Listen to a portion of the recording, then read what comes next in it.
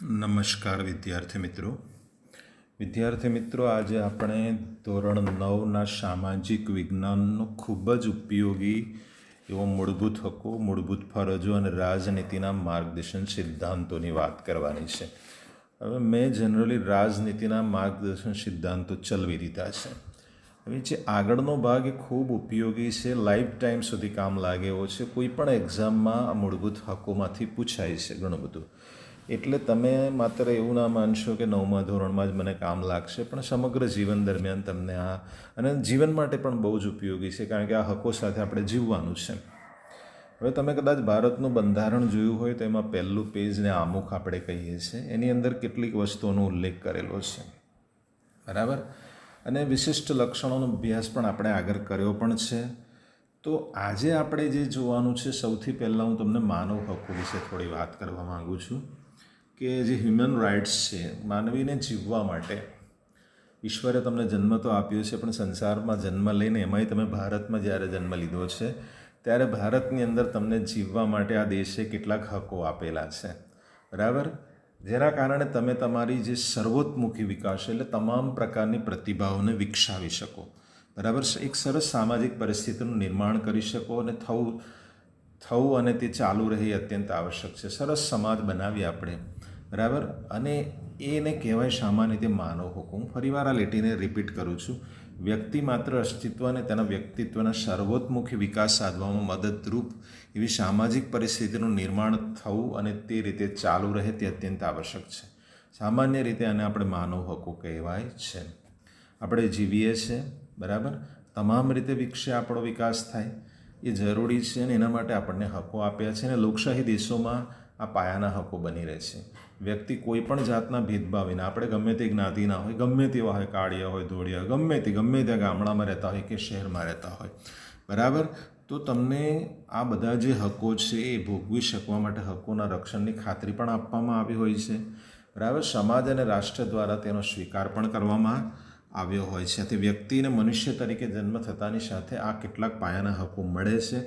અને United nation જે છે, બરાબર, એણે 1948ની 10મી ડિસેમ્બરે કેટલાક હ્યુમન રાઇટ્સ એટલે માનવ અધિકારોની જાહેરાત પણ કરી છે કે 10મી ડિસેમ્બરના યાદ રાખજો, માનવ હક દિન તરીકે પણ ઉજવીએ છીએ. અહીંયા ઇન્ટુ ઇન્વર્ટેડ કોમામાં ઉલ્લેખ કરેલો છે. એ દિવસને આપણે ઉજવીએ છીએ.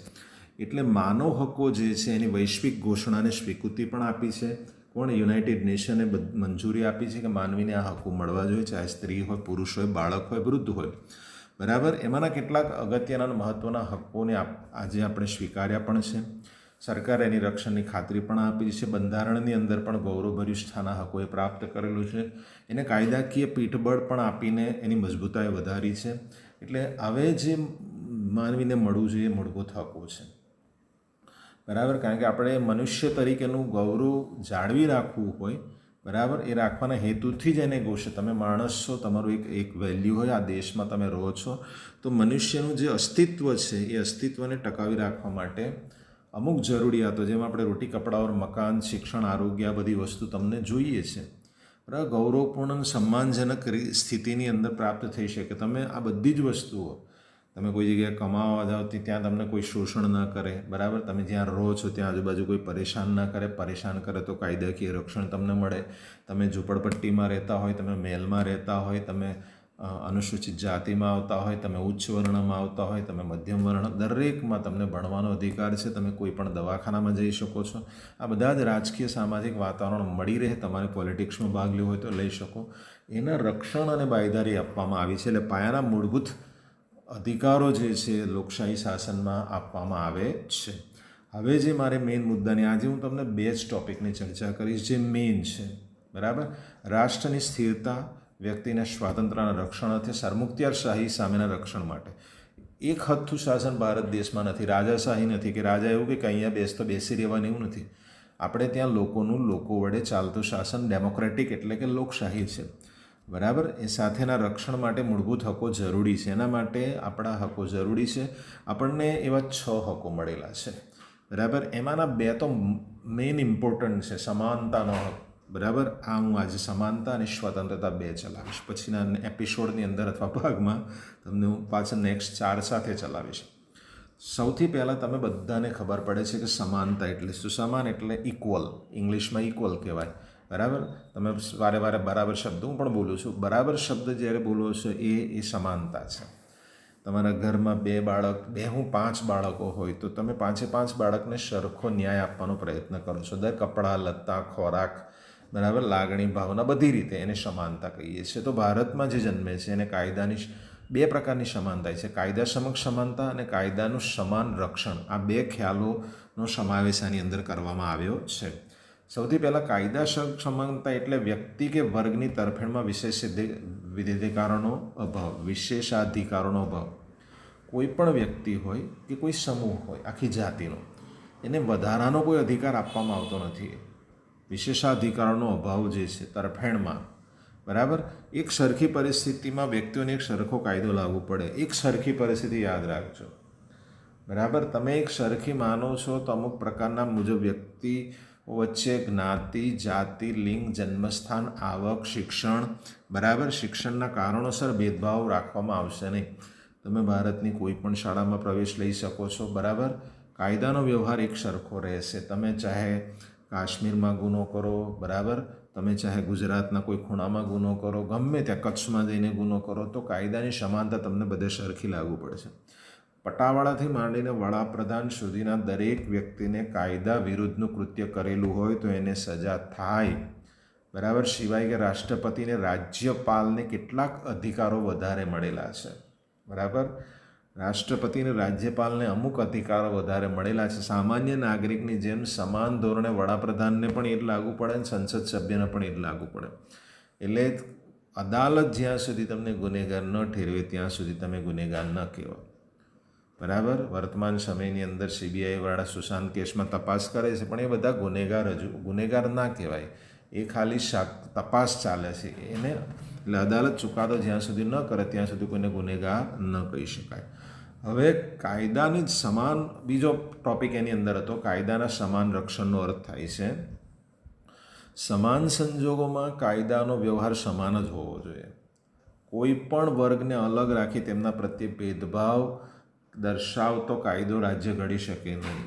કોઈ પણ રાજ્યને અલગ ભેદભાવ કોઈ વ્યક્તિ પ્રત્યે ન રાખે. દરેક કાયદો તમામને માટે એક સરખી રીતે કોઈ પણ નાગરિકને, દાખલા તરીકે, લાગુ પડો. બધા જ માણસોને, ચાહે કોઈ પણ જાતિનો નાગરિકને દુકાનો સ્થાપવાનો સમાન અધિકાર છે, કોઈ પણ સ્થાપી શકે.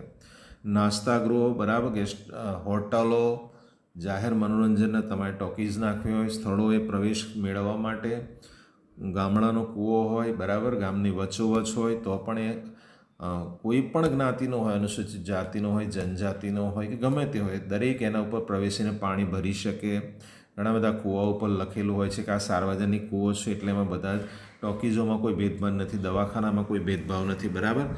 જાહેર રસ્તાઓ હોય, તળાવો હોય, કૂવાઓ હોય, બધાનો વપરાશ. આ કૂવા અને તળાવો એટલા લીધા કે પહેલાંના સમયની અંદર આપણે ત્યાં અસ્પૃશ્યતા ચાલતું હતું, બરાબર. અને એ સમય દરમિયાન તળાવ અને કૂવાઓમાં અમુક વ્યક્તિઓને પ્રવેશવા નહોતા રહેતા. તો એના કારણે આ તમામ સ્થળોની ઉપર સમાન રીતે ભારતમાં રહેતા દરેક નાગરિકને સમાન અધિકાર છે. અને એટલા કારણે સ્ત્રીને પણ હોય ને બાળકોને પણ ઘણી બધી રીતે આપણો સમાજ અંધશ્રદ્ધાળુ છે. એટલે અમુક સ્ત્રીઓ, દાખલા તરીકે વિધવા સ્ત્રીઓ હોય, ત્યક્તા સ્ત્રીઓ હોય, સમાજ થોડો અવગણે છે, પણ એમને પણ સમાન અધિકાર છે. બાળકોને પણ કાયદાકીય જોગવાઈ છે, કોઈ બાળકોનું શોષણ ના કરે, બરાબર. લિંગના આધારે ભેદભાવ ન કરી શકે. દાખલા તરીકે કોઈને ત્યાં કોઈ સ્ત્રીને બાળક જન્મવાનું હોય ને એમાં છોકરીએ કદાચ સોનોગ્રાફીથી નક્કી કર્યું હોય કે છોકરી છે, તો અને કદાચ એનું એબોર્શન અથવા તો એને મારી ના નાખી શકાય. એટલે લિંગના આધારે પણ તમે એને ભેદભાવ ન કરી શકો. આ છોકરી છે એટલે એને ઓછું માન આપો, છોકરાને વધારે. એમાં પણ સમાનતા મા બાપે રાખવાની છે. સમાજની અનુસૂચિત જાતિ હોય, એટલે SC/ST, અને સામાજિક અને શૈક્ષણિક રીતે પછાત એટલે OBC, રાજ્યના ખાસ જોગવાઈ કરતાં રોકશે નહીં.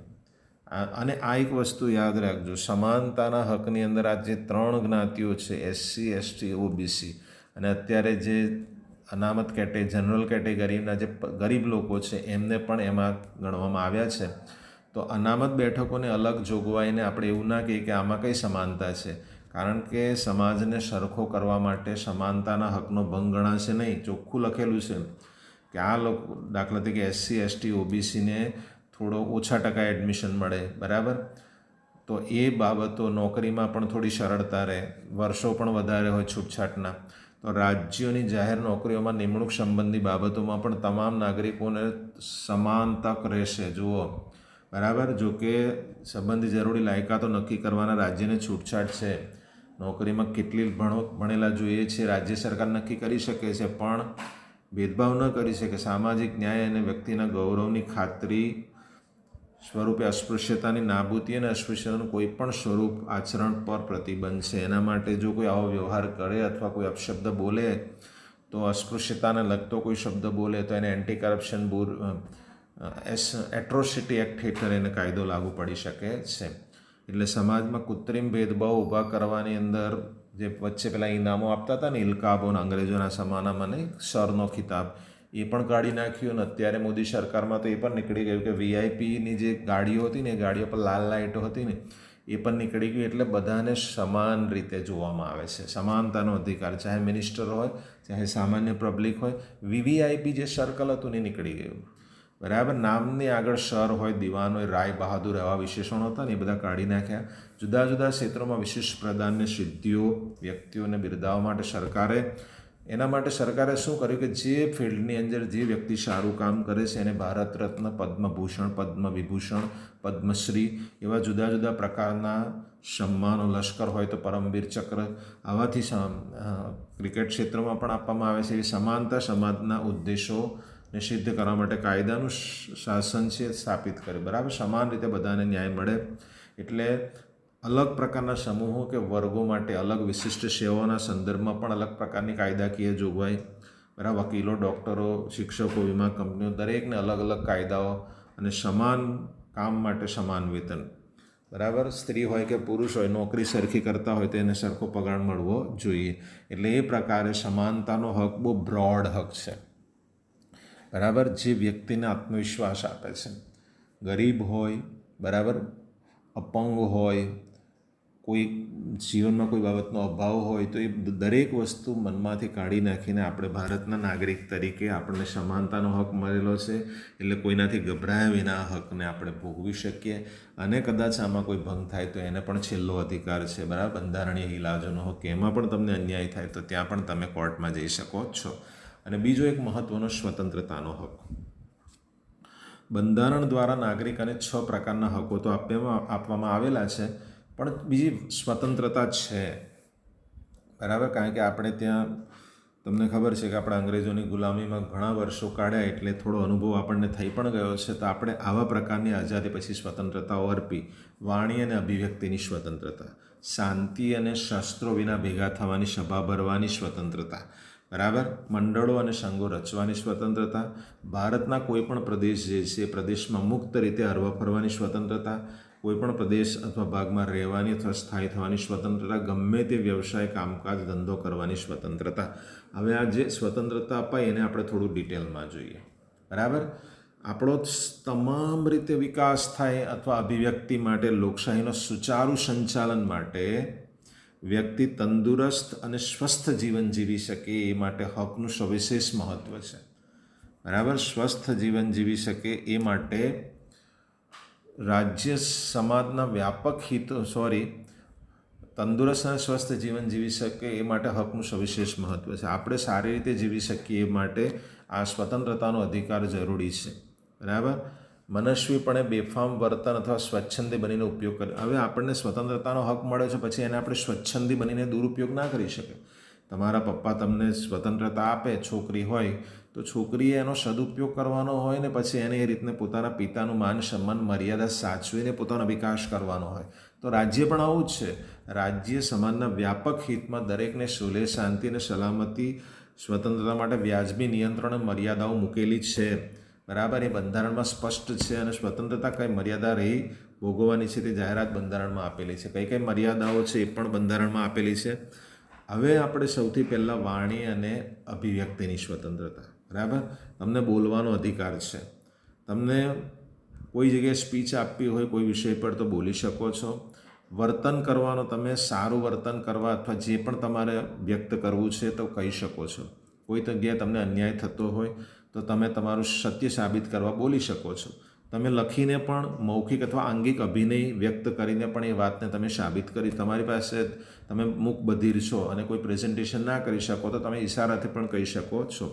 એ મુજબ કે અમર્યાદિત કે નિરંકુશ રીતે વર્તવાની કોઈને છૂટ નથી. અમર્યાદિત કે નિરંકુશ રીતે, બરાબર. આપણી ઉપર કેટલાક ગમે તેવી રીતે તમને વાણી સ્વતંત્રતાનો અધિકાર મળે એનો મતલબ એવું નહીં કે ગમે તેવા અભદ્ર વાણી બોલીને ગમે તેનું અપમાન કરવાનું નહીં. માન મર્યાદામાં રહીને બોલવાનું, બરાબર. એટલે મર્યાદાના બંધારણ મૂક્યા જે છે ને એ સાર્વભૌમત્વ, અખંડિતતા, રાજ્યની સલામતી માટે છે, બરાબર. એટલે એ પ્રમાણે આપણને મૈત્રીપૂર્ણ સંબંધો, જાહેર વ્યવસ્થા, જાહેર શાંતિ, સુલેહ, સલામતી, નીતિમત્તા, વિશિષ્ટતાના હકો, આવા બધા જે હકો છે, અદાલતી તિરસ્કાર, બદનક્ષી, ગુનાના, હિંસાની ઉશ્કેરણી જે બાબતોમાં ધ્યાનમાં લઈને આપણે સ્વતંત્રતાના હકનો ઉપયોગ રાજ્ય કાયદા દ્વારા વ્યાજબી નિયંત્રણો મૂકી શકે છે. આ બધી બાબતોની અંદર સરકાર આપણા ઉપર વ્યાજબી નિયંત્રણો મૂકી શકે છે. હવે જે આપણને વાણી સ્વતંત્રતાનો અધિકાર મળેલો છે એ અધિકારોની સાથે સાથે આપણે મતલબ ટૂંકમાં તમને એટલું કહું કે સ્વતંત્રતાનો જે અધિકાર છે એનું આપણે ઉલ્લંઘન ના કરવું જોઈએ. ત્યાર પછી એની આપણા શાંતિ અને સ્વસ્ત્ર વિના આપણે કોઈ પણ જગ્યાએ દાખલા તરીકે કોઈ કાર્યક્રમ કરવો છે, બરાબર. એ કાર્યક્રમ કરવા માટે આપણે તમામ લોકો કોઈ પણ જાતના હથિયારો વિના, લડાઈ ઝઘડા વિના, દાખલા તરીકે રેલી છે, કોઈ લગ્નનો પ્રોગ્રામ છે, ડીજેનો પ્રોગ્રામ છે, તો શાંતિથી આપણે વ્યવહાર કરી શકીએ છીએ. કોઈ પણ જાતના લડાઈ ઝઘડા વિના આપણે એમાં રેલીમાં ભાગ લઈ શકીએ છીએ, એવું ચોખ્ખું લખેલું છે. તમને સંઘો રચવાનો અને મંડળ રચવાનો પણ અધિકાર છે. મંડળો રચવાનો અને સંઘો રચવાનો, દાખલા તરીકે શિક્ષક સંઘ હોય, વિદ્યાર્થી સંઘ હોય, કોલેજોમાં હોય છે, બરાબર.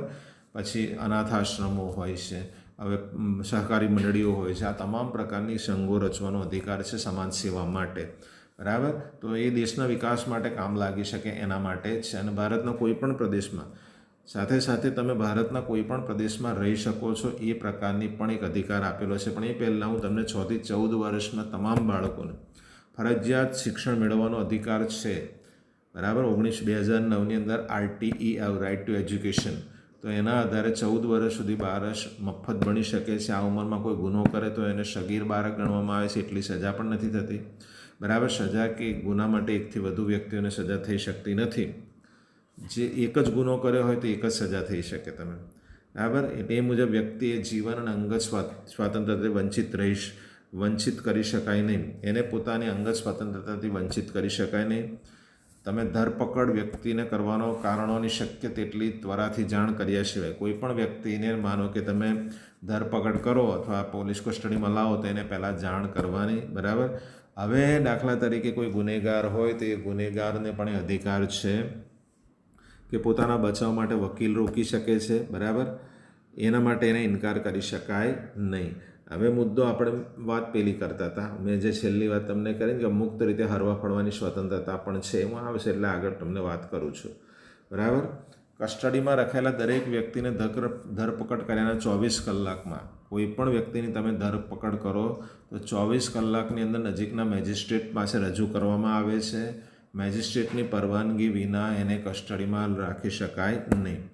હવે હું પેલી થોડી વાત આગળની તમને કરી દઉં કે ભાઈ તમને કોઈ પણ જગ્યાએ ભારતના કોઈ પણ રાજ્યમાં તમને રહેવા માટેનો અધિકાર છે. ચાહે તમારે જમ્મુ કાશ્મીરમાં રહેવું હોય, લેહમાં રહેવું હોય, લદ્દાખમાં રહેવું હોય, ગુજરાતના કચ્છમાં રહેવું હોય, સૌરાષ્ટ્રમાં રહેવું, ગમે ત્યાં, બરાબર. મુક્ત રીતે તમને રહેવા ફરવા ધંધો કરવાનો પણ અધિકાર છે. તમે કોઈ પણ જગ્યાએ દુકાન નાખી શકો છો, વ્યવસાય કરી શકો છો, બરાબર.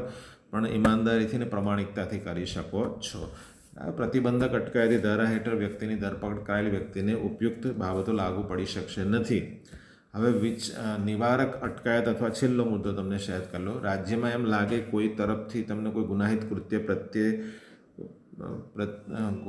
કૃત્ય કે પ્રવૃત્તિ થવાની સંભાવના છે, તમને ઘણીવાર એડવાન્સની અંદર નિવારક તરીકે પ્રતિબંધક અટકાયત એટલે કે એડવાન્સ કોઈને પકડવામાં આવે, તમે આગળ કોઈ ગુનામાં આવ્યા હોય, બરાબર, અને શહેરમાં ધમાલો ન થાય એ માટે તમને આગળથી એકાદ મહિના તમને પકડીને જેલમાં નાખવામાં આવે તો એ અટકાયત કહેવાય. આ ધારાનો હેતુ અટકાયતી એટલે તેને કૃત્ય કર્યા બદલ તેને શિક્ષા કરવાનો નથી, પરંતુ સમાજ કે કોઈ વ્યક્તિ વિરુદ્ધ ગુનાહિત કૃત્ય કરતી તેને અટકાવવા, આગળ કોઈ ગુનો ન કરી શકે અથવા શહેરમાં ધમાલો ન થાય એના બંધારણના ભાગરૂપે 3 માસ સુધી તમારી અટકાયત કરી શકવામાં આવે છે, બરાબર. એટલે સલાહકાર બોર્ડના અભિપ્રાયના આધારે અટકાયત હુકમ રદ પણ કરી શકાય છે. એટલે આ પ્રમાણે સ્વતંત્રતાનો અધિકાર અને આપણે સમાનતાના અધિકારની વાત કરી. હવે આગળના વિભાગની અંદર બીજા અધિકારો એટલે કે શોષણ વિરોધી અધિકારોની બીજા જે ટૂંકા છે એની વિશે વાત કરીશું.